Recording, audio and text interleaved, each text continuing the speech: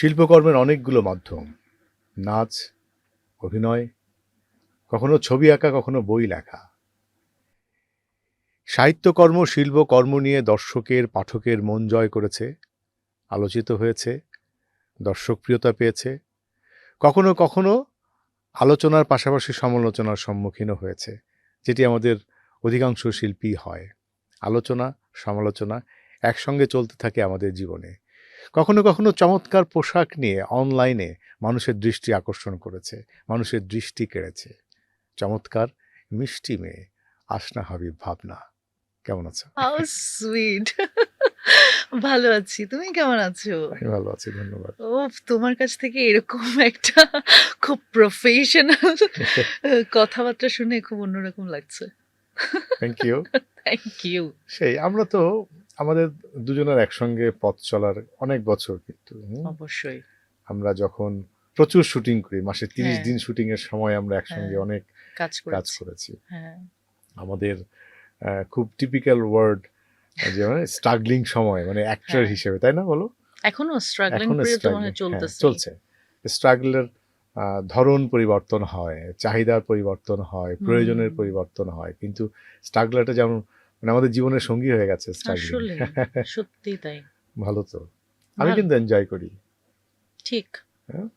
ঠিক এটাই। আমাদের কখনো কখনো ধরো পেশাদারিত্বের জায়গায় চ্যালেঞ্জ আসে, আমরা সেটাকে ফেস করি। হুম, কখনো কখনো আমাদের ব্যক্তি জীবনে চ্যালেঞ্জ আসে, সেটাকে আমরা ফেস করি। কখনো কখনো প্রকৃতি আমাদেরকে চ্যালেঞ্জ করে। হুম। এই দেখো 5-6 বছর আগে করোনার সময়, হ্যাঁ। হ্যাঁ, প্রাকৃতিক একটা দুর্যোগ, হ্যাঁ, একটা হুম, ভাইরাস আমাদের জীবনকে কোথায় নিয়ে দাঁড় করালো, সেখানে একদমই আমাদের তাই। পেশাদারিত্বের জায়গাটা কোথায় গিয়ে আমরা আবার দাঁড়িয়েছে। এরকম বসতে পারবো? ভাবিনি কিন্তু, না, সিরিয়াসলি কত ভাবিইনি। মানুষের কাছ থেকে এক প্রকার বিদায় নিয়ে নিয়েছি, হ্যাঁ, হ্যাঁ, ক্ষমা চেয়ে নিয়েছি, হুম, হ্যাঁ, হারানোর বেদনাকে বেদনা, সহ্য ভয়, করার শক্তি অর্জন করেছি, তারপরও বেঁচে আছি। বেঁচে আছি। আসলে বেঁচে থাকাই আনন্দ। আসলেই সত্যি। এখন দিস এই ইজ লাইফ। মুহূর্তে কি নিয়ে, কি সবচেয়ে কাছে নিয়ে বেঁচে আছো তুমি? আমার মনে হয় এখন লাইফের না আমি এমন একটা টাইমে এবং এমন একটা অনুভূতির মধ্যে আছি, আমার মনে হয় আমি আমাকে নিয়ে বাঁচার চেষ্টা করতেছি। যে আমি আমাকে নিয়ে বাঁচতে চাই এখন। চমৎকার কথা। আসলে আমরা ছোটবেলা থেকে না আমার মনে হয় আমারটা আমি বলি, মানুষেরটা না বলে। আমার মনে হয় যে ছোটবেলা থেকে আচ্ছা রেজাল্ট ভালো করতে হবে হুম বা আম্মুর আমি যেহেতু নাচ করেছি ছোটবেলা থেকেই, আমার মা হচ্ছে যে আমি কখনো সেকেন্ড হই নাই হুম কম্পিটিশনে। আর আমরা যারা একদম ক্লাসিক্যাল ডান্স শিখেছি, আমাদের জীবনটা গেছে কম্পিটিশনে। সো আমার ছোটবেলাটা শুধু কম্পিটিশন ভাইয়া। হুম মানে এই কম্পিটিশন, সেই কম্পিটিশন। ক্লাসের মাঝখানে টিফিন পিরিয়ডে আম্মু নিয়ে যাচ্ছে, মেকআপ করতে হবে, কম্পিটিশন আছে। জেলা পর্যায়ে, বিভাগ পর্যায়ে, পুরা দেশ মানে নাচের যে কম্পিটিশন। হুম সো জীবনটা ছিল কম্পিটিশনের। নাচ শিখেছিলে কার কাছে প্রথম? বুলবুল ললিত কলা একাডেমি আমার বাহ, ১ম শিক্ষক ফারহানা চৌধুরী রিয়া, সোহেল রহমান, তপন স্যার, শিবলি মোহাম্মদ, ফারহানা চৌধুরী বেবি, হিরু বাহ, স্যার, সব বড় বড় সব মানুষ। বাংলাদেশের যত বড়, বড় নৃত্যশিল্পীরা আছে সবাই আমার গুরু।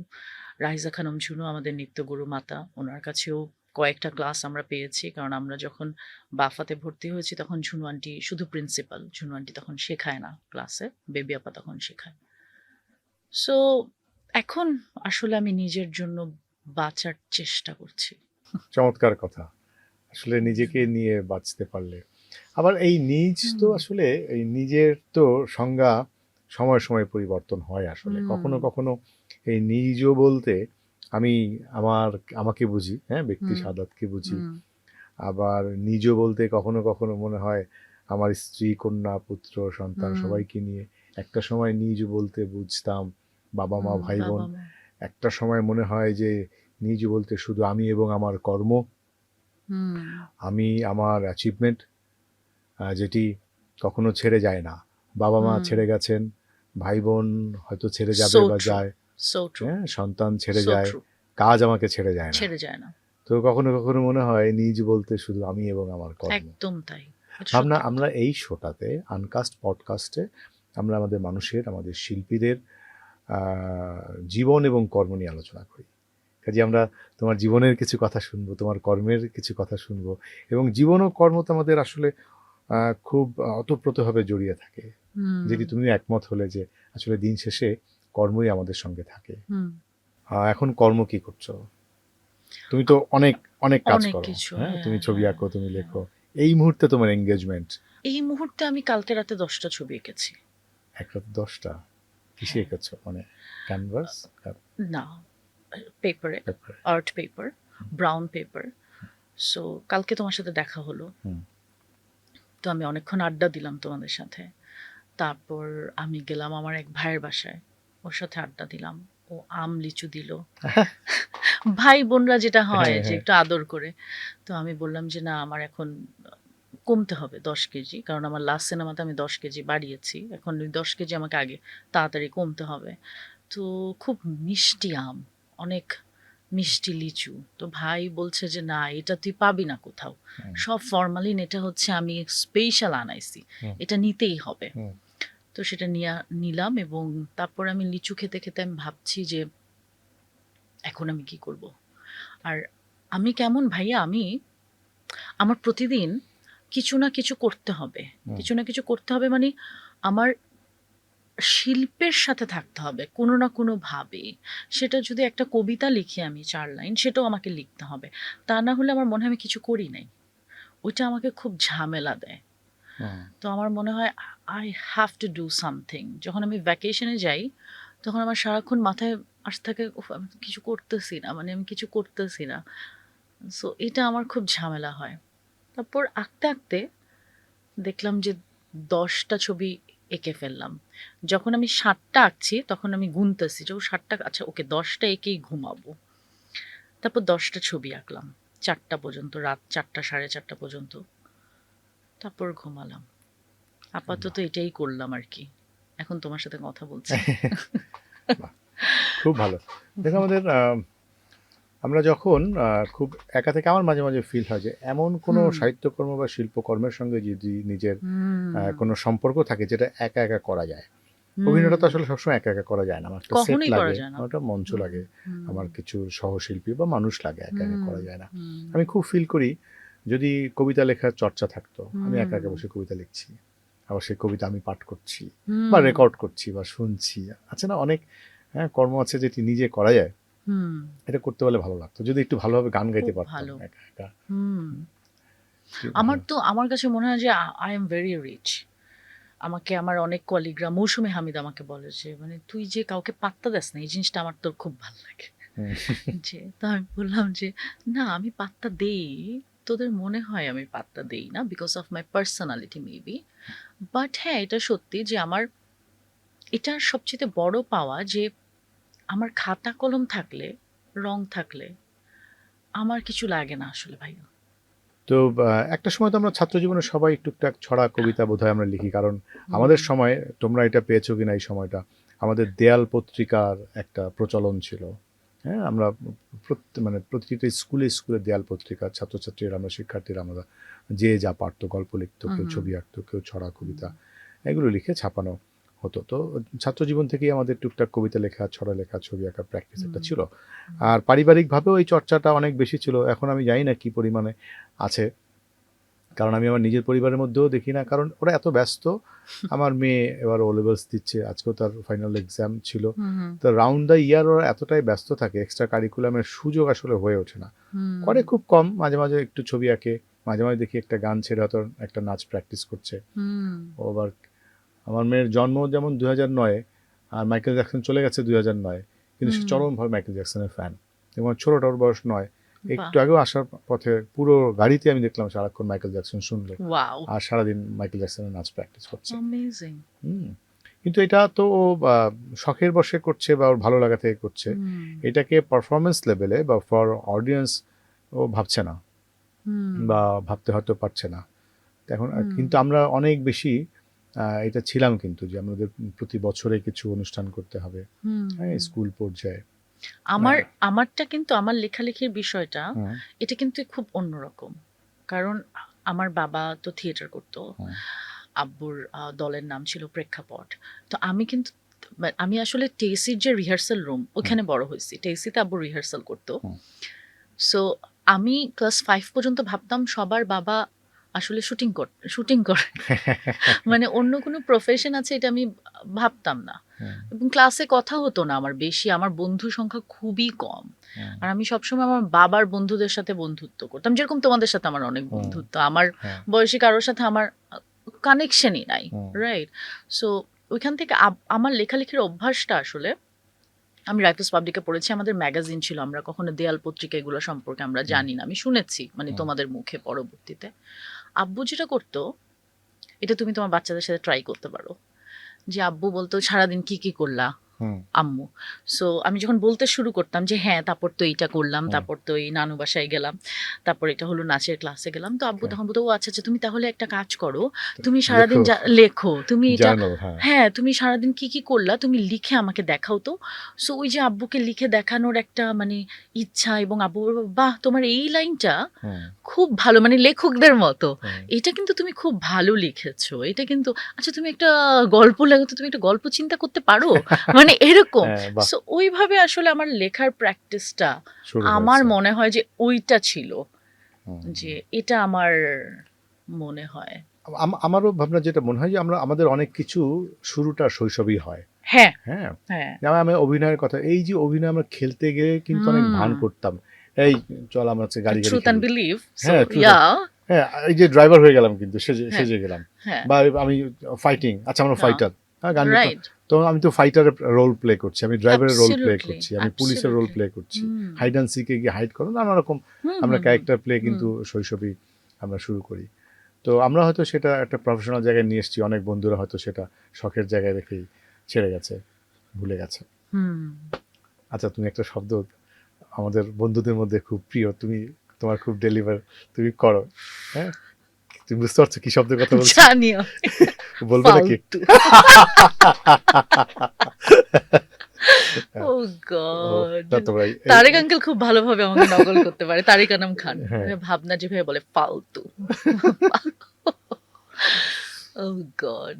আচ্ছা এই এরকম কাজও তো আমরা অনেক করি, করি না বলো তো? অ্যামেজিং! তোমার পাঞ্চ লাইন কিন্তু অ্যামেজিং আচ্ছা হচ্ছে। লাস্ট এরকম কাজ হ্যাঁ। কবে করেছো, কি করেছো? Do you really think so আমি বলবো? না বলো। অসংখ্য। লাস্ট কাজটাই। আচ্ছা ঠিক আছে, লাস্ট কাজটা কার এবং কি না, কাজ, না এটা, কোনটা আগে আসবে সেটা তো জানো হ্যাঁ না। এখন এখন জিজ্ঞেস করবো না। আমিও তোমাকে যখন সেটে পেয়েছি তখনও তুমি খুব একটা বড় ছিলে না, আমি তোমাকে যথেষ্ট স্কুলে ছোট, পড়তাম। হ্যাঁ, এবং কোনো একটা নাটকে তোমার একটা ক্যারেক্টার স্কুল ইউনিফর্ম পরার দরকার ছিল, তুমি সেটা পরে, এবং তাই মনে হতো যে তুমি স্কুল গোয়িং একটা আমি মেয়ে। আমার সেটে আমার এসএসসির রেজাল্ট, আমি শুটিং সেট যাই নাই, যেতে পারি নাই শুটিং এর জন্য। রেজাল্ট আনতে যেতে পারি নাই। হুম, আমার এইচএসসির রেজাল্ট আমার সেটে আ যেতে হুম, পারি নাই। শুটিং ছিল। হুম। তো রেজাল্ট আনতে যেতে পারি নাই। আমার মনে হয় সেটেই বড় হইছি আসলে। এই কারণে বন্ধুহীন এখন। বন্ধু নাই।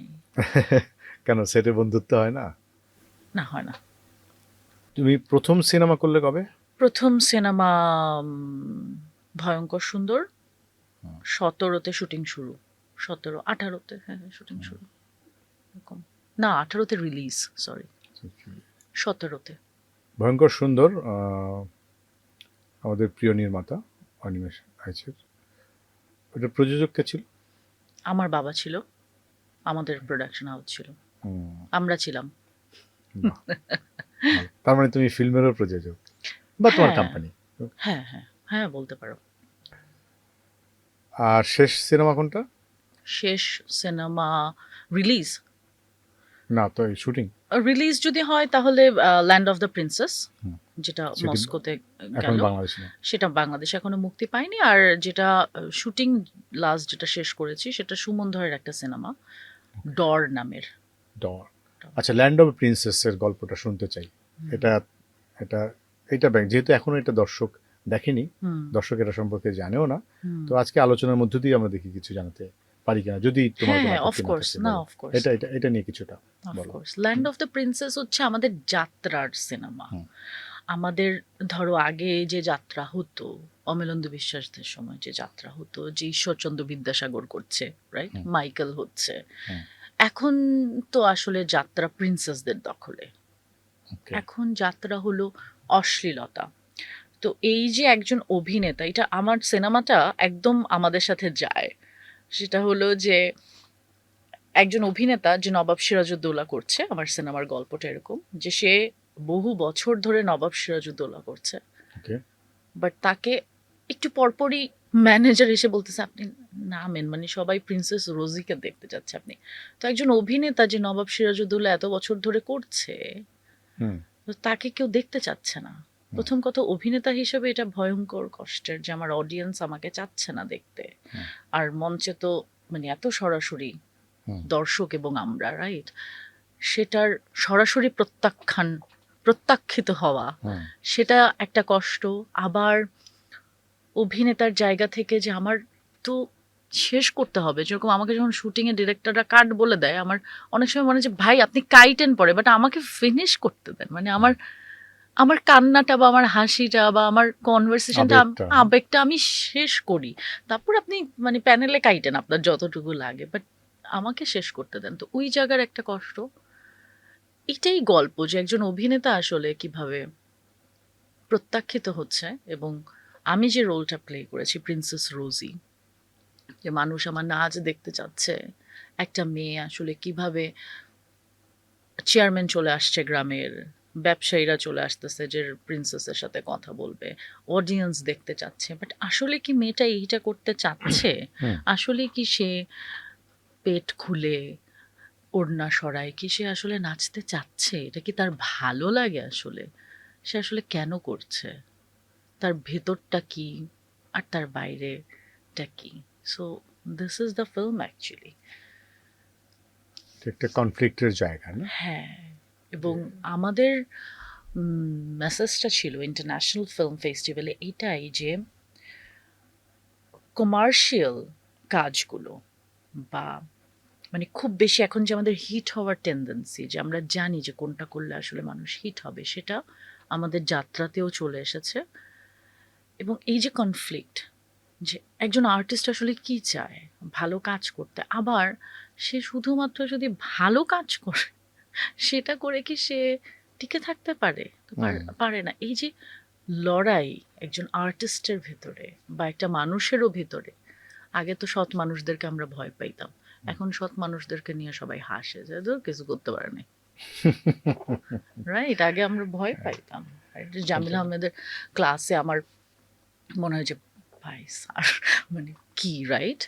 তো আমি ২.৫ বছর তার সাথে রেগুলার কাজ করছি জামিল আহমেদের সাথে। আমি যখন স্টার, মানে এই তো ১ বছর আগে আমি ১ বছর আগে আমি শেষ করেছি। মানে ২.৫ বছর একদম স্যারের সাথে ছিলাম। মানে এই সময়ে হুম। এসে। হুম। হুম। এই সময়ে এসে আমি স্যারের সাথে কাজ করছি। আমাদের ইন্ডাস্ট্রির প্রত্যেকে আমাকে বলছে, "this is a wrong decision. You don't need to." So হয় কি, যেটা আমি করতে চাই আমার এই 'প্রিন্সেস' সিনেমার মতো, যেটা আমি করতে চাই সেটা সবার কাছে খুব লাভ হয় না। বাট আমার যেটা করতে ইচ্ছা করে সেটা মানুষ মনে করে না করাটা ভালো। মানে একটা দ্বন্দ্ব আরকি। জামিল স্যারের সঙ্গে কাজের এক্সপেরিয়েন্স কেমন? মানে ওহ! আড়াই বছরে তার প্রযোজনায় তো অভিনয় করেছেন। ইয়েস। আমি আসলে জামিল আহমেদকে আমি চেনার গল্পটা বলি। হুম। এটা থেকে শুরু করি। তো আমি 'রিজওয়ান' দেখেছি। আমি রেগুলার মঞ্চনাটক দেখতাম। হুম। ১ বছর আগেও। মানে যেটাই ১ বছর ২ বছর আগেও। মানে কোনটাই আমি মিস করতাম না। তোমার অভিনয়ও আমি দেখেছি। এবং তুমি অসাধারণ করো মঞ্চে। Thank you. অসাধারণ। মানে তোমার সাথে আমি তো টেলিভিশনে অভিনয় করেছি, আর মঞ্চে যখন আমি তোমাকে দেখলাম, স্টালিন ক্যারেক্টারটা, it's just two different two different people, right? Two different human. Amazing. Thank you. আমি ফেসবুকেও লিখেছিলাম, স্ট্যাটাস দিয়েছিলাম যে তুমি এত ভালো অভিনেতা, এত ভালো, আমার গুজবাম্পস হচ্ছে। সো সো ওইভাবেই যখন আমি প্রতিনিয়ত নাটক দেখতে যাচ্ছি, নাটক দেখছি, তারপর 'রিজওয়ান' নামের একটা নাটক আসলো ঈদের সময়। হুম। তো এটা আমার কাছে খুব অবাক লাগলো। থিয়েটার ঈদে থিয়েটার হবে? হুম। ভালো তো। তো বলছে যে জামিল আহমেদ নির্মাতা। তো আমাকে বলল বন্যা ফুপু, বন্যা মির্জা। সো সে আমার বাবার বন্ধু। তো বলল যে সে হচ্ছে আমার শিক্ষক এবং জামিল আহমেদকে আমি খুবই হুম। পছন্দ করি এবং তাকে, তুমি হচ্ছে তার টাইপের মানুষ, তুমি যেরকম আর্টিস্ট, তুমি যদি তার কখনো ক্লাস পাইতা তাহলে তুমি বুঝতা। তো আমি বললাম তাই নাকি? বলে হ্যাঁ, বাট উনি তো জীবনেও কোনো স্টারদেরকে মানে হুম, প্রশ্নই ওঠে না, ওনার সামনেও আসতে দিবে না। মানে হি ডাজন্ট। ও আচ্ছা আচ্ছা আচ্ছা। তো আমি বললাম তাহলে নাটক দেখি ওনার। তো আমি ওনাকে গুগল করলাম, গুগল করে আমি পাচ্ছি না ওনাকে। পাকিস্তানের একজন রাইটার জামিল আহমেদ আসতেছে, এই আসতেছে, কিন্তু সৈয়দ জামিল আহমেদ আসতেছে না। হুম। তারপর আমি পেলাম, পাওয়ার পর তো আমি তার সম্পর্কে জানলাম। তারপর আমি নাটকটা দেখলাম এবং আমার মনে হয়েছে আমি যত নাটক দেখছি বাংলাদেশের জীবনে থিয়েটারে কিছুই দেখি নাই। আমার মনে হচ্ছে এটা আমি দেখতে চাই, আসলে আমি এ ধরনের কাজ করতে চাই। এবং নাটক দেখার পর আমার মনে হয়েছে যে আমি থিয়েটার সব সময় করতে চাইতাম। হুম, হুম। তো আমি যাদেরকে বলতাম, আমি যেরকম পাভেল আঙ্কেলকে বলেছিলাম যে আমি থিয়েটার করতে চাই, পাভেল আঙ্কেল বলছে তোমার দরকার নাই থিয়েটার করার। হুম। প্রথম থেকেই বলছে যে, তুমি যদি আমার ক্লাসে আসো তাহলে অন্যরা সবাই ঝামেলা করবে, হবে না, দরকার নাই, তুমি আসলে সবাই বলবে স্টার আসে কেন। সো সে বলছে না, দরকার দরকার নেই। তো আমি বললাম কি রে, মামুন আঙ্কেলকে বললাম যে শুনো আমি তাহলে আসবো। না না না, তোমার আসার দরকার নেই। মানে সবাই আমাকে বলছে দরকার নেই, বাট তারেক আনাম খান একবার আমাকে অফার করেছিলেন। আমি ভুলে গেছি, রূপবান বা কিছু কিছু আমি ভুলে গেছি, খুবই আমাদের পপুলার একটা ড্রামা সে থিয়েটারে করতে চাচ্ছিলেন, আমাকে দিয়ে করাতে চাচ্ছিলেন রিহার্সাল করে, এবং সেটা সে থিয়েটারেও আনবে, আবার বাংলাদেশ টেলিভিশন দেখাবে, এই ধরনের। প্রবাবলি ডালিম কুমার মেবি আমি হতে পারে। আমি হুম, ভুলে হুম, গিয়েছি। তো উনি আমাকে কিন্তু অফার করেছিলেন। তো সেটা সামহাও আমার করা হয় না, আমার ডেটের ঝামেলা ছিল, কারণ তখন ওই যে 30 দিন শুটিং করি। তারপর আমি রিজওয়ান দেখে আমি ডিসিশন নিলাম, আমি যদি কখনো থিয়েটারে অভিনয় করি হুম। সেটা জামিল আহমেদের ডিরেকশনে হতে হবে, তা না হলে হবে না। তো তারপর আমি আমার পরিচিত যারা থিয়েটারের বন্ধুরা তাদেরকে বললাম যে আমি তার সাথে কাজ করতে চাই। বলে দিস ইজ ইম্পসিবল, মানে এটা এত সোজা না তার সাথে কাজ করাটা, মানে তুমি চাও, তোমার কোনো থিয়েটার ব্যাকগ্রাউন্ড নাই, তুমি তার সাথে কিভাবে কাজ করবা? আমি বললাম না, আমি তার সাথে শিখতেই চাই, আমি নাটক করতে চাচ্ছি না, আমি শিখতেই চাচ্ছি। তো আমাকে তখন যিনি আমার খুবই ক্লোজ বন্ধু ছিলেন ওই সময়, সে বললেন যে হ্যাঁ কোনো ব্যাপার না, সে থিয়েটার করেন। সে বললেন যে না না কোনো ব্যাপার না, আমি বলে দিচ্ছি ফোন করে, তার দলের কাউকে হয়ে যাবে। তো আমি তাকে বিশ্বাস করলাম, কিন্তু আসলে জামিন আহমেদের দলে এসব হয় না, বা তার তো দল নাই ওরকম হুম, ভাবে, তার এখন স্পর্ধা আছে বা আমরা স্পর্ধার আন্ডারে অনেক কাজ করেছি, তো ওটা জামিল আহমেদের সাথে ওইটা হয় না। মানে আমি অন্য কাউকে ছোট করছি না, আমাদের অনেক অনেক অনেকেই আছে, হয়তো ফোন করলে হয়তো তুমি বলবা যে হুম, আচ্ছা নিয়ে আসেন দেখবো, কিন্তু স্যার ওরকম মানুষ না, মানুষের সে খুবই অন্যরকম আসলে। তো ওটা হলো না। সে বলল যে না ওরা বুকড হয়ে গেছে, ওরা কাউকে নিবে না। আমি বললাম আরে আমি তো অপেক্ষা করে আসলাম যে তার ক্লাস এইটে আমি করতে চাই। তারপরে আমি ডিসিশন হলো আমার নিজেরটা নিজের করতে হবে। তো হুম। আমি ওয়াচ আউট করলাম এবং আমি যোগাযোগ করলাম। তারপর আমি ইন্টারভিউ দিলাম। ফার্স্ট ইন্টারভিউ দিতে গেলাম তার সামনে, এবং সে আমাকে বলল যে কাইন্ড অফ যে আপনি কেন করতে চান, মানে দরকার কি? আমি কিন্তু জীবনে কোনোদিন আপনাকে নাটকে নিব না, বা আপনি এখানে সেলিব্রিটি হিসেবে কোনো ধরনের কোনো অ্যাডভান্টেজ পাবেন না, হুম। বা আপনাকে আলাদা কোনো ধরনের সম্মান করা হবে না। হ্যাঁ, মানে স্যার যেরকম মানে, তো আমি বললাম যে হ্যাঁ, কোনো দরকার নাই। আমার কিছুই লাগবে না। আমি ক্লাস করতে চাই। এবং আমি তার সাথে তখন কোভিডের ঠিক পরপর, তার ১ম আমি একটা খুবই ছোট ৮ দিনের অ্যাক্টিং ওয়ার্কশপে গেলাম, এবং তার আগে আমি ডিসিশন নিয়েছিলাম যে আমি আর অভিনয় করব না। অভিনয়টা আমি বাদ দিয়ে দিতে চাই। কারণ আমি যেভাবে অভিনয়টা করতে চাচ্ছিলাম সেটা আমার মনে হচ্ছিল হচ্ছে না। আমি আসলে শুধু অভিনয়টা করতে চাই। আমি এত এই আড্ডা, এইটা সেটা এগুলি আমার ভাল লাগে না। আমার মনে হয় তুমি আমাকে বলবা ভাবনা এই ক্যারেক্টারটা করবি তুই। এটা হুম, আমি করতে চাই। ওকে তুমি অডিশন দাও। তারপরে আমাদের এটা নিয়ে রিহার্সাল হবে। কত টাকা নিবা? আমি এভাবে কাজ করতে চাই। হুম, এছাড়া আমি আড্ডা দিতে চাই না তোমার সাথে। হ্যাঁ, তোমার সাথে আমার বন্ধুত্ব হয়ে গেলে হয়ে গেল। হুম, বাট এই যে তোমার অফিসে এসে তোমার সাথে মানে কাজের জন্য আমি আসতে পারবো অফিসে। বাট আননেসেসারি আমি কিছু মেইনটেইন করতে চাই না। তো ওইটা হচ্ছিল না। আমি যেটা আমার মনে হচ্ছিল যে না আমি এখানে ফিট ইন করছি না। তখন আমি স্যারের সাথে অ্যাক্টিং ওয়ার্কশপ শুরু করি ছোট্ট একটা। তারপর আমার মনে হয় যে আমি আমি হুদাই এত টাকা কামাইছি কিছু না কইরেই। আমি তো অনেক কিছু করে ফেলছি আসলে। আমি তো একটা মূর্খ অভিনেতা। কিন্তু আমি তো অনেক লক্ষ, লক্ষ টাকা কামায় ফেলছি একটা অশিক্ষিত অভিনেতা হিসেবে। তারপর আমার মনে হয় আমাকে অভিনয় করতেই হবে এবং তার ডিরেকশনে আমাকে কাজ করতে হবে। তারপর তো আমি একের পর এক অনেক ওয়ার্কশপ করলাম। হুম, তারপর ফাইনালি জামিল আহমেদ ডিরেকশনে আমি কাজ করলাম। আমি বীরঙ্গনা বলছি করলাম। হুম, সো অ্যামেজিং এক্সপেরিয়েন্স। মানে শুধুমাত্র অভিনেতা হিসাবে না, হুম, মানুষ হিসাবে যে আমার জীবনবোধ, আমার জীবনই আসলে পাল্টে গেল আমি বলব। এবং আমার মনে হলো যে আমি জীবনে প্রথম আমি কাউকে পেলাম যাকে আমি ফলো করতে চাই। জীবনে প্রথম আমি কাউকে পেলাম যে আমার তাকে মনে হলো সৎ, আমার তাকে মনে হলো এরকম এরকম শিল্পী আমি হতে চাই। আমি এই মানুষটা হতে চাই। এত স্বচ্ছ, পরিষ্কার, মানে শুধু কাজ, হুম। নিয়ম। আমি আসলে রাইফেলস পাবলিকে বড় হয়েছি তো ভাইয়া, আমার ছোটবেলা থেকে হচ্ছে খুব টাইম, এভাবে আমি বড় হয়েছি। সো আমি যখন নায়িকা হয়েছি, তখন আমি দেখছি এখানে খালি মানে টাইমলি আসলেই বরঞ্চ বড় নায়িকা হওয়া যাবে না, ঝামেলা দিতে হবে। সো ওই রাইফেলস পাবলিকের ব্যাকগ্রাউন্ড এবং জামিল স্যারের সাথে কাজ করে না, আমার মনে হচ্ছে he is the right person. আসলে স্যারকে নিয়ে কথা বললে আমি থামবো না, বলতেই আচ্ছা, থাকবো, তুমি বলো। না, ভালো। এটা থিয়েটারে বা সাধারণ অর্থে বা সাধারণ দর্শকও ওভাবেই জিজ্ঞেস করে যে আপনি থিয়েটারে অভিনয় করেন, বা অনেকে বলো যে আমি থিয়েটারে অভিনয় করি, টেলিভিশনে অভিনয় করি, চলচ্চিত্রে অভিনয় করি। কিন্তু থিয়েটার তো আসলে আমাদের কাছে মোটেই অভিনয় হুম, করার জায়গা না। It's a lifestyle. Right. It's a lifestyle যে আমি আমি কিভাবে চলবো, আমি কিভাবে মানুষের সঙ্গে মিশবো, হ্যাঁ? রাষ্ট্রের বা দেশের কি অবস্থা, আমি কি রোল প্লে প্লে করবো। করব। সো এটা কমপ্লিট লাইফস্টাইল। তো যার কারণে যেমন আমারও অনেক, এই যে তুমি যে নাটকের কথা বললে, এটিও অনেক বছর হয়ে গেছে। থিয়েটার থেকে আমরা একটু বিচ্যুত হয়ে পড়েছি, যে কোনো কারণে হোক থিয়েটার চর্চার মধ্যে দিয়ে জীবন চর্চাটা এখন আর নাই। হুম, সেটা পেশাগত কারণ হতে পারে, বা দলের সদস্যরা বা সহকর্মীরা, হুম, বন্ধুরা বিভিন্ন দেশে চলে গেছে, ছড়িয়ে ছিটিয়ে গেছে, সেটা হতে পারে। আবার হয়তো একত্রিত হবো, আমাদের মাঝে মাঝে এরকম গ্যাপ যায়। তো ওই জীবন চর্চাটার মধ্যে, থিয়েটার চর্চার মধ্যে আমরাও ফিরে ফিরে আসতে চাই। আহা, এই যে তুমি যে ডিসিপ্লিনের কথা বললে, হুম, থিয়েটার কিন্তু সেই চর্চাটা শেখায়। আমাদের হুম, আমাদের শিখিয়েছে। আর যেটি টেলিভিশন এবং চলচ্চিত্রে অনেক বেশি কাজে লেগেছে আমার।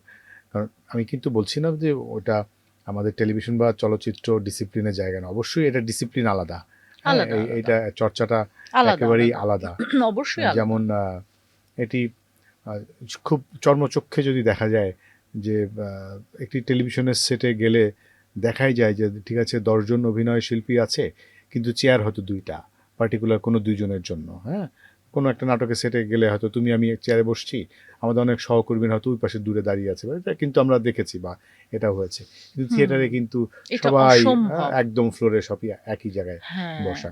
সো হ্যাঁ। এটা একদম ভিন্ন চর্চা। এই চর্চাটা তুমি আমি পরিবর্তন করতে পারব না। না। তবে কিছু চর্চা আমি পরিবর্তন করেছিলাম ভাবনা। হুম, আমি হুম, যখন ১ম চলচ্চিত্রে গিয়ে আমি একদম, আমার মনে আছে একটা সিনেমাতে হুম, আমার হুম। জন্য টিফিন ক্যারিয়ারে আলাদা খাবার এসেছিল। হ্যাঁ, নায়ক-নায়িকার জন্য যেটা হয়। হ্যাঁ? তো তখন আমি খাবারটা খেতেই পারি নাই। আহা! আমি পারি নাই খাবারটা খেতে। এবং যখন আলাদা নিয়ে গেল, আলাদা টেবিল, এবার একই রুমে তুমি বসছি, আমি বসছি। তোমার টিফিন ক্যারিয়ার তোমার সামনে, আমার টিফিন ক্যারিয়ার আমার সামনে। দুজন আলাদা, আলাদা খেলে মানে সেটাও তো ভালো লাগে। আমি লাগে এনজয়। না ভালো, হ্যাঁ। তুমি একসঙ্গে আমাদের তরকারি বাড়িটা সামনে রাখো, তুমি আমরা নিয়ে খেয়ে নিচ্ছি। বা পরে আমরা ৩য় দিন, এটা একটা আবাসিক শুটিং ছিল, আমরা ঢাকার বাইরে গিয়েছিলাম। ৩য় দিন আমি সক্ষম হয়েছিলাম যে না, আমি প্লিজ, এরকম করলে আমি আর খাবো না তোমাদের সঙ্গে। হ্যাঁ, আমি বাইরে গিয়ে খেয়ে আসবো পরে। এবং এটা কিন্তু ইট উইল দারুণ। টেক টাইম, যে পরে দেখলাম যে সবাই একটা ডাইনিং জায়গা তৈরি করা হলো, আমরা সেইখানে তো সবাই মিলে খাবো। সবাই মিলে আমি এটা ভাঙতে পেরেছিলাম। তো এটা তো সব সেটে গিয়ে গিয়ে তো আমি এই অ্যামেজিং। না, এটা করতে পসিবল পারবো না। না, এটা তো না, আমার কাজ পসিবল কাজ না। না আসলে।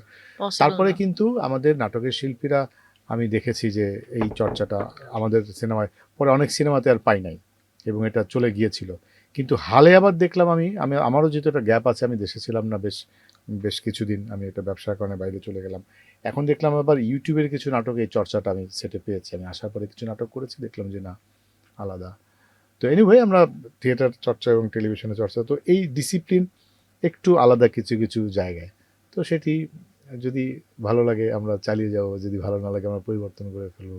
তুমি কানে গিয়েছিলে, হুম। সেটার এক্সপেরিয়েন্স একটু বলবে?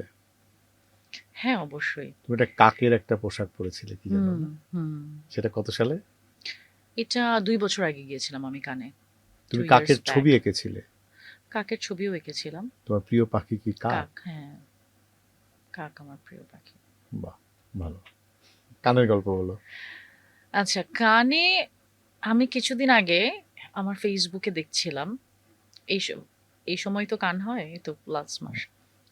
তো আমি দেখছিলাম ১১ বছর আগে আমি সোনাম কাপুরের ছবি ১১-১২ বছর আগে আমি শেয়ার করেছি আমার ফেসবুকে হুম, হুম, যে, "I really want to go there. Hmm, This is my dream." So ১১-১২ বছর আগে হবে, যখন আমি কলেজে পড়তাম ওই টাইমে। তো মেমোরিতে যখন আসলো, ফেসবুকে তো আমাদের মেমোরি আসে। একই দিনে, সেইম ডেটে, আমি তোমাকে পরে দেখাবো ছবিটা। এটা বলতে চাই নাই কোথাও। কারণ বলো।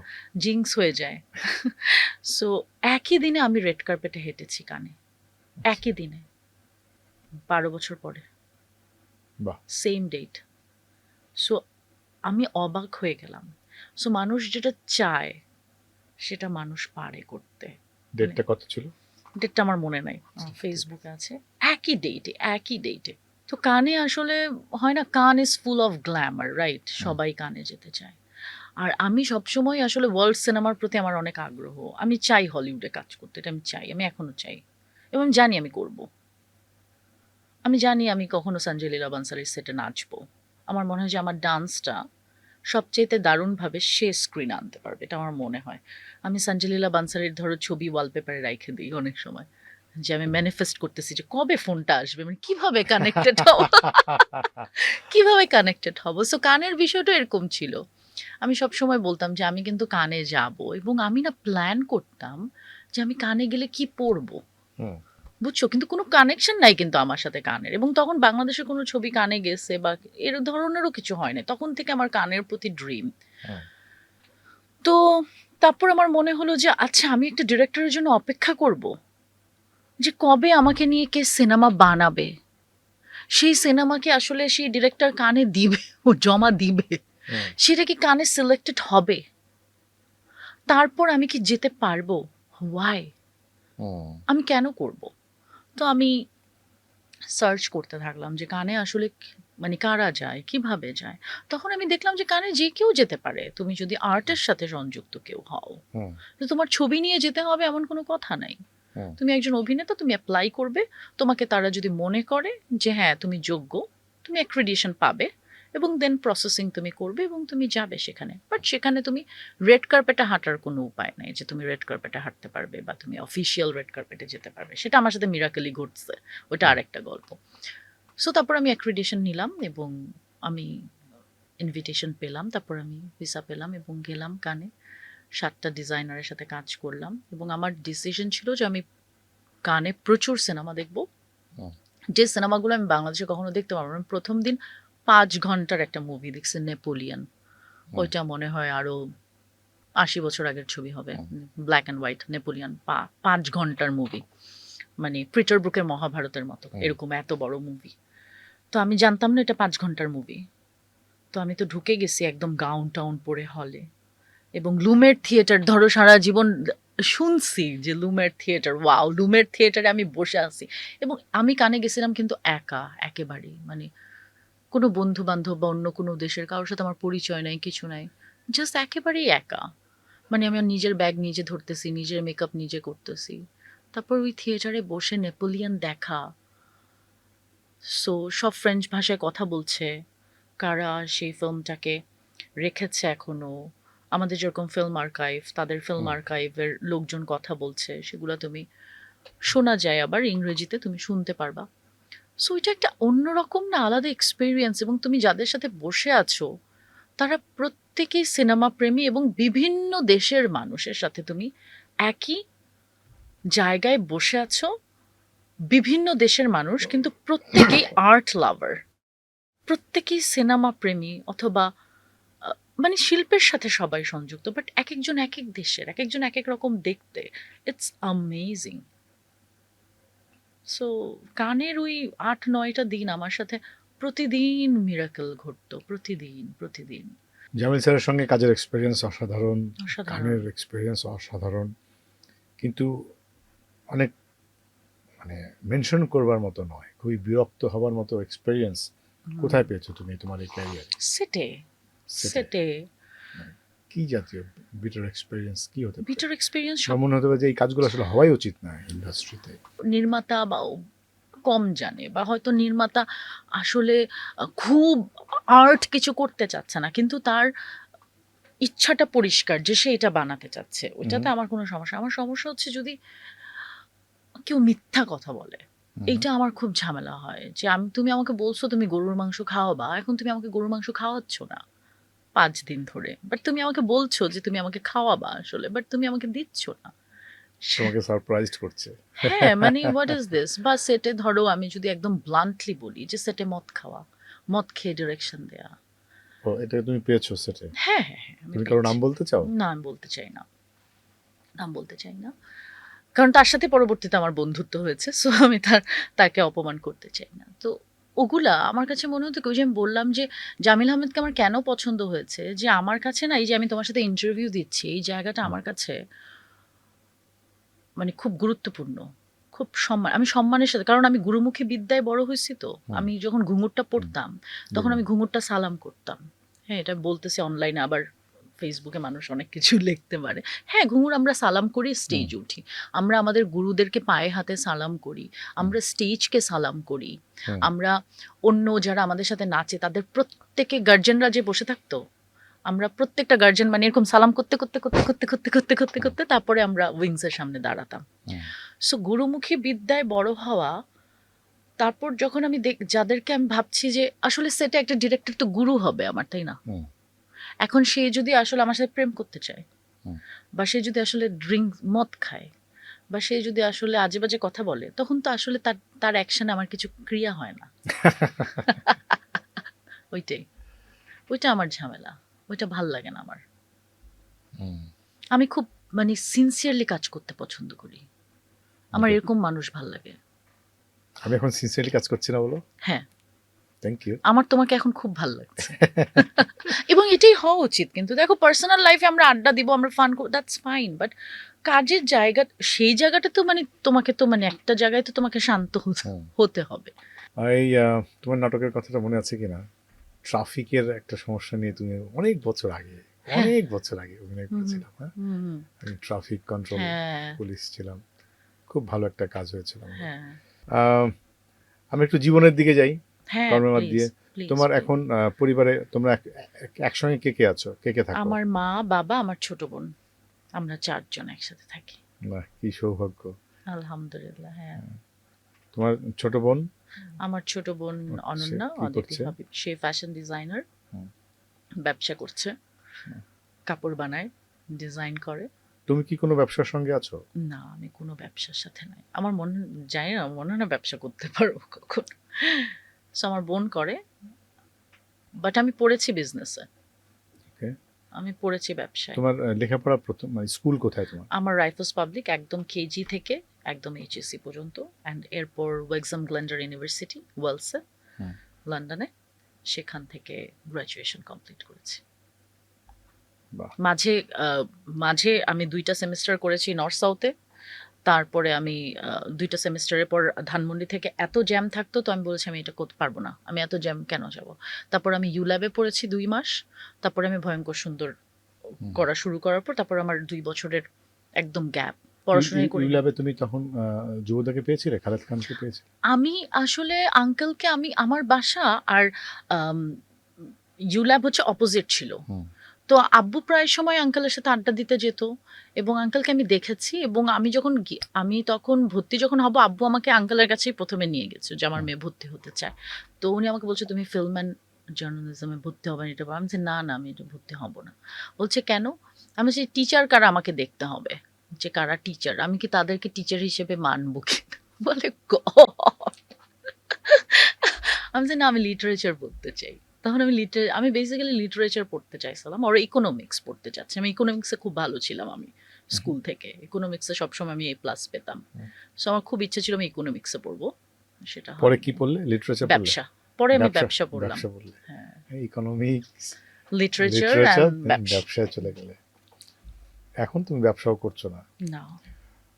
বিয়ে করছো কবে? জানি না ভাইয়া, বাট আমি বিয়ে করতে চাই। মানুষটা তো পেতে হবে ঠিকঠাক, যাকে আসলে বিয়ে করা যায়। কারণ বিয়েটা আমার কাছে একটা মানে আমি আমার মা বাবার মতো বিয়েতে থাকতে চাই না। যেরকম আমি সবসময় বলি, আমি আমার মার মতো হতে চাই না। ওকে। আমি আমার মাকে নিয়ে প্রাউড না। আমি আমার মার মতো ওকে। হতে চাই না। যে আমার মা সারা জীবন আমাদেরকে লালন পালন করে তার কোনো তার গর্বের জায়গা, তার কষ্টের জায়গা, তার সবই সুখ তারা স্যাক্রিফাইস করেছে। সব না, তার হুম। সবকিছুর জায়গা শুধু আমরা ২ জন। হুম। আমি আর অনন্যা হুম। এবং আব্বু। হুম। সো তার আর কোনো জগৎ তৈরি হয় নাই। ওই যে আমরা শুরু করেছিলাম নিজ, হ্যাঁ। তার নিজ মানে এই মানুষগুলো তার নিয়ে। নিজ বানিয়েছে এই ৩ জন। তার হাসব্যান্ড, হুম। তার ২ বাচ্চা। তো আমি যে আমার মাকে ছোটবেলা থেকে দেখে, দেখে বড় হইছি, এখন আমি ডিসাইডেড যে আমি আমার মার মতো হতে চাই না। That's for sure. এটা আমি ঠিক করতে পেরেছি কোনটা আমি হতে চাই না। সো বাংলাদেশের মেয়েদের আমার মার মতো হয়ে যেতে হয়। আচ্ছা, এটা তুমি হতে চাও না, বাহ ভালো। এটা আমি হতে চাই না। সো যে আসলে আমার বন্ধু হিসাবে বা আমাকে যে সম্মান করবে, আমি এরকম কাউকে বিয়ে করতে চাই। যে আমাকে রেসপেক্ট করবে। এরকম কাউকে ভালোবাসার আগে আমাকে যে সম্মান করবে, এরকম কাউকে। এরকম কাউকে তোমার বিয়ে করতে হবে। এরকম কাউকে বিয়ে করলে, মানে বিয়ে করতেই হবে, আমার এমন কোনো আচ্ছা, ইয়ে নাই যে বিয়ে করতেই যদি অমন হবে। পাওয়া যায় তাহলে বিয়ে, হ্যাঁ। আমরা তোমার বিয়ের দাওয়াত পেতে পারি, তাই তো? না, আমি কাউকে বিয়ের দাওয়াত দিব ও না। দেবে না? একা একা বিয়ে করে ফেলবে? হ্যাঁ, আচ্ছা, ঠিক আছে। সরি। আহ, এই অনিমেষের সঙ্গে তোমার সম্পর্কে কি অবস্থা এখন? ওর সঙ্গে বন্ধুত্ব বা সম্পর্ক? অনিমেষের সাথে আমার কথা হয় না, যোগাযোগই নেই? যোগাযোগ নেই। বহুদিন, বছর হবে, বছরও। হ্যাঁ। তোমাদের তো দীর্ঘ সময় বন্ধুত্ব বা প্রেম ছিল। প্রেমই তো ছিল নাকি বন্ধুত্ব ছিল? আমি কিছুই বলতে চাই না কি ছিল। আচ্ছা, সমালোচিত তো হয়েছে এই বন্ধুত্ব নিয়ে। হ্যাঁ, আমার মনে হয় আমার মানে এই ইন্ডাস্ট্রিতে সবচাইতে বড় ভুল ছিল যে আমার, বা জীবনেও সবচাইতে বড় ভুল আসলে এই বন্ধুত্বটাই আমি বলব। ওকে। এটা বলব যে ভুল, ভুল যদি আমার মানে খুব মানে ভুল আমি দেখতে পাই, এটা আমি দেখতে পাই যে ভুল আমি দেখতে পাই। এটা দেখতে আচ্ছা, পাই। মানে তাহলে কি এই সম্পর্ক মানে কেন, আমরা কিন্তু এটা খুব খুলে আলোচনা করতে পারি এবং হুম, হুম। অন ইয়োর সাইড ধরেই নিতে পারো তুমি আমাকে। মানে আমাদেরও তো এরকম এক্সপিরিয়েন্স হয় যে এই কাজটা আমি করেছি জীবনে, এটি আমার ভুল হয়েছে। তো সেই ভুলটা আমরা কনসিডারটা করি বা মেজারটা করি কোন জায়গা থেকে, যে এই কাজটা করে আমার ক্ষতি হয়েছে, এরকম কোনো জায়গা থেকে কি, মানে এটা কি তোমার ক্ষতি হয়েছে যখন জীবনে? ক্ষতি, হ্যাঁ অবশ্যই ক্ষতি, যখন যখন কারোর সাথে বন্ধুত্ব, সেটা মা-বাবা হোক, সেটা ভাই-বোন হোক, হুম, সেটা হুম, প্রেমিক-প্রেমিকা হোক, যখন কোনো সম্পর্ক তোমাকে মানসিকভাবে একটা ভয়ঙ্কর জায়গায় নিয়ে যাবে হুম, এবং সেটা যদি দিনের পর দিন চলতে থাকে, যেটার জন্য তুমি দায়ী না, মানসিক জায়গায়, আমি অন্য কিছু বলছি না, যে অন্য অনেক নানান ধরনের সমস্যা আছে যেগুলো আমি আলোচনা করতে চাইছি না। যে যে সম্পর্কে তুমি মানসিকভাবে প্রতারিত হচ্ছ ভয়ঙ্করভাবে হুম, বছরের পর বছর, এবং তুমি দেখছো যে এটা কখনোই আসলে কোনো ঠিক হওয়ার জায়গায় নাই, যে তোমাকে মানসিকভাবে আসলে এমন জায়গায় নিয়ে যাচ্ছে যে তোমার হয়তো বাঁচতেই ইচ্ছা করছে না। কিন্তু এই যে বাঁচতে ইচ্ছা করছে না, সেটা আমার কারণে যদি না হয়, সেটা যদি অন্য মানুষের কারণে হয়, যে সে আমাকে এই অনুভূতি দিচ্ছে, তাহলে সেই মানুষের সঙ্গ ত্যাগ করা উচিত। বাট আমরা ত্যাগ করতে পারি না। আমরা ভাবি যে না, আচ্ছা হুম। ট্রাই করি বা দেখি। বা আর আমাদের মেয়েদের মধ্যে না একটা জিনিসকে আমি ওকে ভালো করব, এরকম একটা টেন্ডেন্সি আছে। সো এটার কোনো দরকার নাই। যার জন্য বললাম যে আমি আমার মার মতো আর হতে চাই না। যে আসলে আমার ওকে ভালো করার দরকার নাই। আমি এই কেন? দায়িত্ব নিয়ে তুমি এই পৃথিবীতে দায়িত্বটা আমি আসোনি। পৃথিবীতে আসিনি। আমার দায়িত্বটা নিতে হবে। বাট যখন আমরা কাউকে ভালোবাসি, আমরা তখন চিন্তা করি ওর খাবারের দায়িত্বটা, ও কোথায় থাকছে সেটার দায়িত্ব। আচ্ছা ও কিভাবে ভালো থাকে, ওকে কোনটা পড়লে ভালো লাগবে, এটা লাগবে। সো ওইটাতে হয় কি যে আমার ক্ষেত্রে আমি যাদেরকে ভালোবাসি, আমি খুব, খুব গিভার। ওকে। ফ্রেন্ড হিসাবে বা মানুষ হিসাবে আমি খুব গিভার। আমার মনে হয় যে আচ্ছা মানে ওর এটা লাগবে, আমারটা আমি দিয়ে দিতে চাই। মানে এরকম। তো যখন তুমি অনেক গিভার হতে থাকবা, তখন যখন তোমার মনে হবে যে তুমি এখান থেকে আসলে তোমার নিজের ক্ষতি হচ্ছে, কিছু পাওয়ার আশায় না, মানে তুমি তুমি এমনভাবে তোমার ক্ষতি হচ্ছে যে তুমি যদি সুইসাইডাল হয়ে যাও, সো সেটা তো ভয়ঙ্কর, অবশ্যই। সেটা খুবই ভয়ঙ্কর। তো তার মানে সেই মানুষটার তোমাকে সম্মান ভালোবাসা কিছুই দিচ্ছে না, সে শুধু গ্রহণ করছে। সেটা আমি তার কথাই শুধু বলছি না, মানে বলছি যে সেটা থেকে বেরিয়ে আসা উচিত। তাহলে তুমি এবং অনিমেষ কতদিন একসঙ্গে ছিলে? বলতে চাই না ছিলাম মানে কি, মানে কিছুই ছিল না। আচ্ছা, তার মানে তুমি বলতে ভালো চাই করার না। চেষ্টাও করনি তাকে, না? হ্যাঁ, ভালো করার চেষ্টাও করনি, যে মেয়েরা যে ভালো করার চেষ্টা করে, করনি? কি হাসি, কি গভীর হাসি! অনিমেষ আমার চাইতে 19 বছরের বড়, এতটুকু শুধু বলতে পারি। হুম। হ্যাঁ, তুমি যেভাবে তোমার সঙ্গে বসতে এটা একটা প্রবলেম। তুমি যেভাবে আঙ্কেল, আন্টি, ফুপু ডাকাডাকি হ্যাঁ, শুরু করো, কিছুক্ষণ পরে হ্যাঁ। সাদাত আঙ্কেল শুরু করে দিবে। না, আমি তোমাকে কখনোই আঙ্কেল বলি নাই। একটু বোন ডাকে যাও ফুপি। হ্যাঁ, ফুপি, কারণ বন্যা হ্যাঁ, ফুপিকে আমি বাসায় হুম। পাইছি সবসময়। না, আমি কিন্তু এটা খুব এনজয় করি। এর আগেও আমাদের আমার তো এখন প্রতিনিয়ত সহকর্মীদের সঙ্গে বসা হয়। প্রিয়, অপ্রিয় অনেক কথা বলতে হয় পেশাগত হ্যাঁ, জায়গা থেকে। হ্যাঁ, হ্যাঁ, দেখো, এই প্রশ্নটাই হয়তো তোমাকে আমি সেটে পেলে করার কথা না। হ্যাঁ। হ্যাঁ? কিন্তু এটি পেশাদারিত্বের জায়গা থেকে অনেক প্রশ্ন করতে হয়। তো এরকম প্রশ্নের মধ্য দিয়ে আমাদের পারিবারিক অনেক সম্পর্কের কথা হুম, উঠে আসে। হুম, যে এটি আমার ভালোও লাগে যে এই যে দীপার ছেলে, দীপা খন্দকারের ছেলে, হুম, ওকে তো হুম, আমরা ছোটবেলা থেকে বেড়ে উঠতে এরকম অনেক হুম, সন্তান আমাদের হুম, চিত্রাদির মেয়ে নোলককে আমরা পেয়েছি, হ্যাঁ? আমরা হুম, রজতকে পেয়েছি, হুম, জলি আপার ছেলে। তো হুম। আমরা এরকম মানে খুব, আর দীপার তো এই ইন্টারভিউটা আমার খুব ভালো লেগেছে। ও এটা আমাদেরই গল্পের পরে যে বলেছে, আমি তো কোনোদিন ফুপু হতে পারবো না। পারবো না, তুমিও হ্যাঁ, পারবে না। হ্যাঁ। তোমার যেহেতু ভাই নেই। ভাই নেই, আমার হ্যাঁ। এটা সঙ্গে, সঙ্গে তখন আমার ছোট বোন আমার সামনে সত্যি, ছিল। আহারে! আমি বললাম যে, "দেখেছিস তুই কতটা লাকি, তুই ফুপি হুম, হতে হুম, পেরেছিস।" হুম, হুম, ট্রু। আমি না সত্যি ধাক্কা খেলাম যে এত, এত ইনোসেন্টলি বলল যে আমি তো জীবনে ফুপু হতে পারবো না। এবং দেখো তার অভিনয় আমার গুজবাম্প হচ্ছে। তার কর্ম তাকে কিন্তু এই অনুভবটা দিল দিল। তো যে আমরা, সে ফুপু হ্যাঁ, হতে আমরা পারবে। কিন্তু সামহাউ অনেক এটা ব্লেসিংস আমাদের হ্যাঁ, অফ জীবনে, যে আমরা কোর্স। অনেক ব্লেসড যে আমরা অনেক কিছু হতে পারি, অনেক অনুভূতি আমরা এক্সাক্টলি, এক্সাক্টলি। পূরণ করতে উই পারি। Can be anyone. এক্স্যাক্টলি। হ্যাঁ, on shot, on camera, hmm, in we can frame be আমরা অনেক এনিওয়ান। কিছু ইয়েস। হতে পারি। ওকে, আর ভবিষ্যৎ পরিকল্পনা, আমরা বিয়ের কথা জানলাম, তুমি কেমন পাত্র চাও। একটা পয়েন্ট পেয়ে গেছি যে তুমি বিয়ে করার জন্য এমন আমি চাও যে তোমাকে আমি সম্মান এমন করবে। পাত্র চাই যে মিথ্যা কথা বলবে না। এই মানুষ তুমি কোথায় খুঁজে পাবে, না, ভাবনা যে মিথ্যা কথা বলে না? না, তুমি এটা কি জীবনে মিথ্যে বলনি? না, আমার পার্টনারের সাথে মিথ্যা কেন বলবো? আমি যার সাথে এক খাটে ঘুমাবো, হুম, হুম, হ্যাঁ, হুম। কিন্তু তার সাথে আমার মিথ্যা কথা বলতে হবে। মানে কারণটা কি? সে তো আমার মা-বাবা হবে না, সে তো আমার পার্টনার হবে।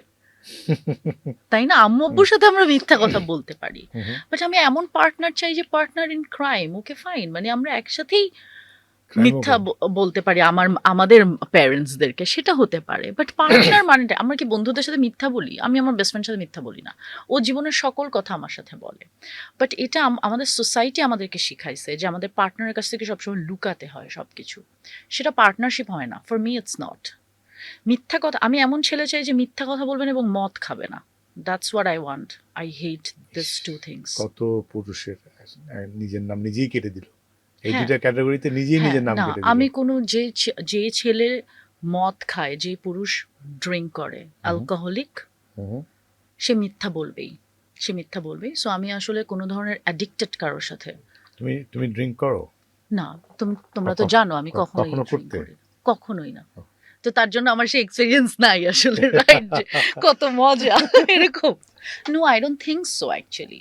আমার মনে হয় যে মানে আনন্দ পাওয়ার জন্য আমাকে কেন একটা জিনিসের প্রতি ডিপেন্ডেন্ট হতে হবে, যে আমি আসলে অনেক আনন্দিত হব বা আমি অনেক কথা বলতে পারবো যখন আমি মাতাল হব। আচ্ছা।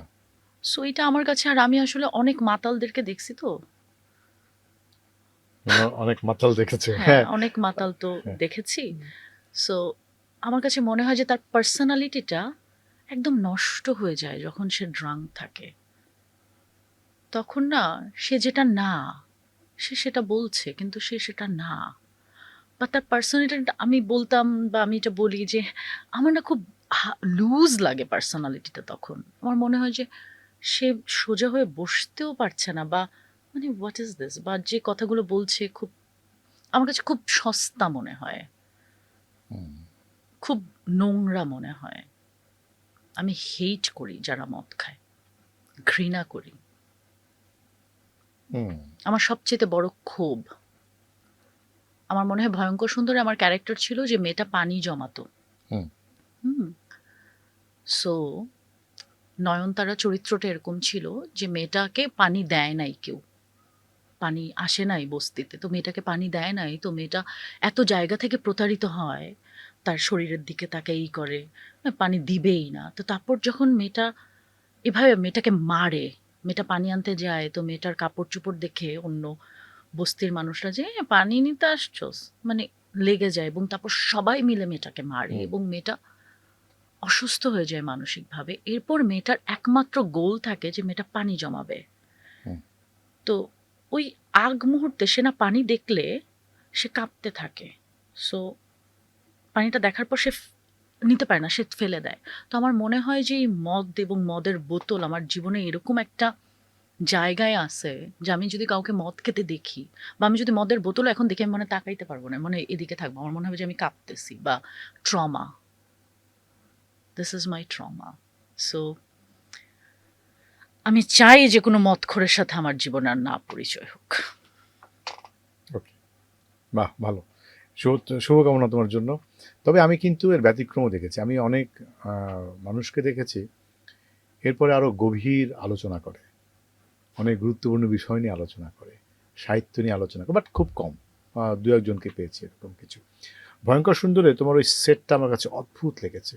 তোমার পানি বাড়ছে, হাইট বাড়ছে, হুম তোমার একটা সময় তুমি আনন্দ অনুভব করতে শুরু করো, আমার yes, আমার কাছে এত পানি আছে। হুম হুম। একটা মানুষ অদ্ভুত।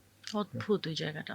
এবং হুম চমৎকার হয়ে অনেক মেটাফোর ছিল যে একটি ঘরের হুম মধ্যে পানি বাড়ছে, পানি বাড়ছে, তুমি তাক তাক তাক তাক তাক তাক অনেক পানির মধ্যে তুমি বাস করছো।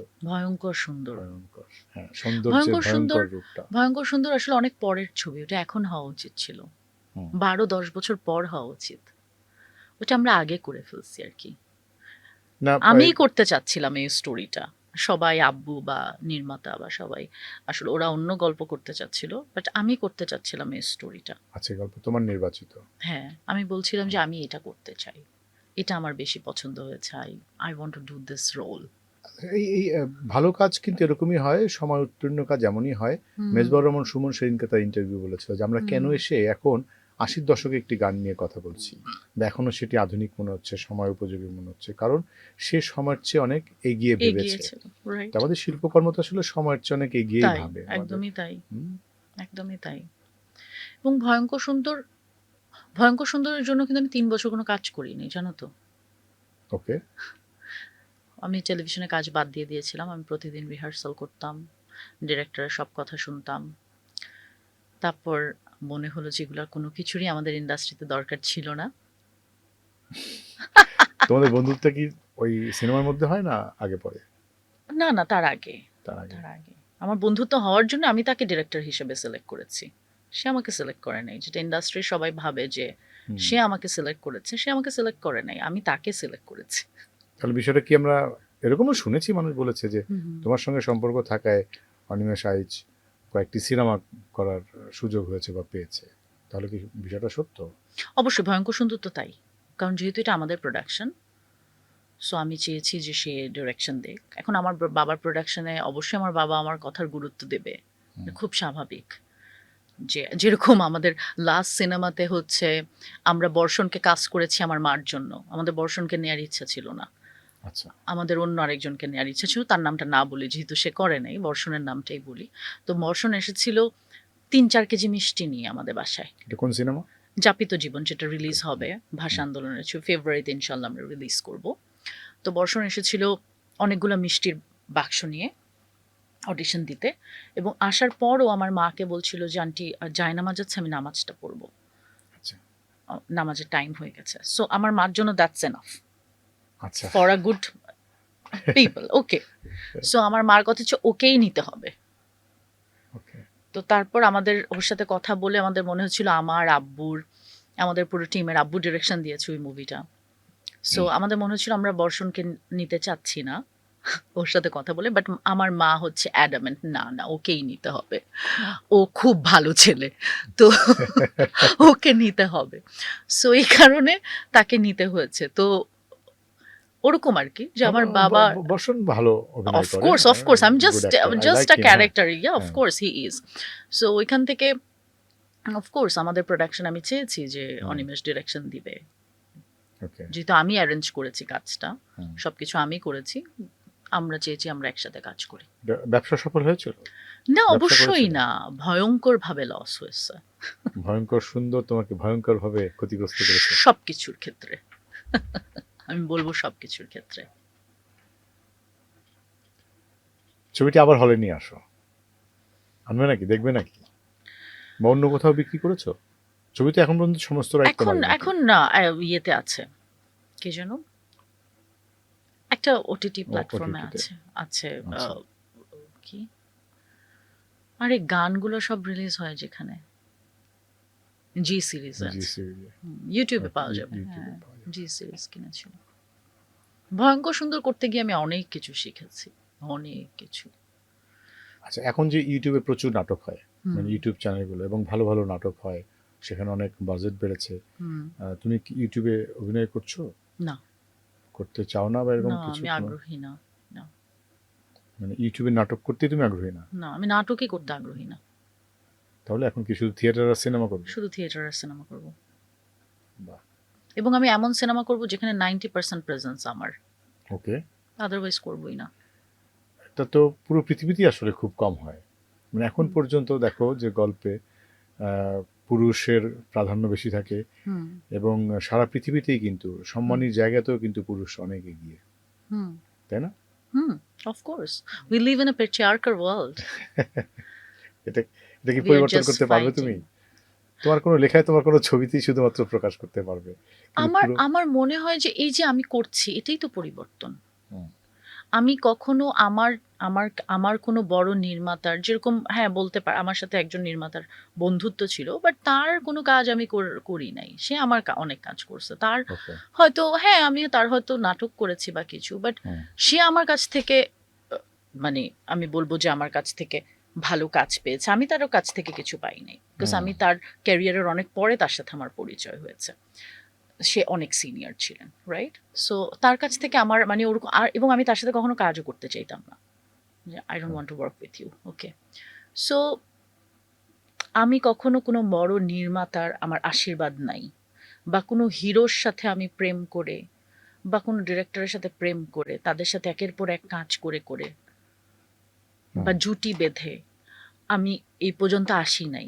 যেহেতু আসি নাই তার মানে আমার এই হার্ড ওয়ার্কটা কাজে লাগছে, আমি কাজ করে যাচ্ছি সম্মানের সাথে, মানুষ আমাকে এখনো অফার করছে, এবং আমি যাদের সাথে কাজ করতে চাই তারা আমাকে অফার করছে, এবং দর্শক আমাকে গ্রহণ করছে এখনো। হুম। আমি একটা পোস্ট দিলে হাজার হাজার মানুষ সেটার উপরে লাইক দিচ্ছে, কমেন্ট দিচ্ছে, মানুষের আগ্রহ আছে, আমি রেলেভেন্ট এখনো, রাইট? সো এটার জন্য আমার এই জিনিসগুলো করতে হয় নাই, যেটা করলে সুবিধা হতো অনেক, সেটা হয় নাই। সো তার জন্য এখন আমি সেটাই করব যেটা আমি আসলে করতে চাই, এবং যেটা আমি ডিজার্ভ করি আসলে। ভাবনা, তোমার জন্য শুভকামনা থাকলো। তুমি সত্যি, এবং আজকে চমৎকার কিছু বিষয় তোমার কাছ থেকে আমি পেলাম। তুমি সেটাই করো যা তুমি করতে চাও, তুমি যেটি ডিজার্ভ করো। তোমার জন্য শুভকামনা। তুমি আরও চমৎকার চমৎকার ছবি আঁকো, চমৎকার লেখা লেখো। তুমি যেটা সত্যিই ভাবো, তোমার ভাবনা, নাম তোমার ভাবনা, তোমার ভাবনা তুমি প্রকাশ করো তোমার শিল্পের মাধ্যমে। ভালো থেকো। তুমিও ভালো থেকো। ধন্যবাদ। ধন্যবাদ। রেডিও ভূমি 92.8 FM।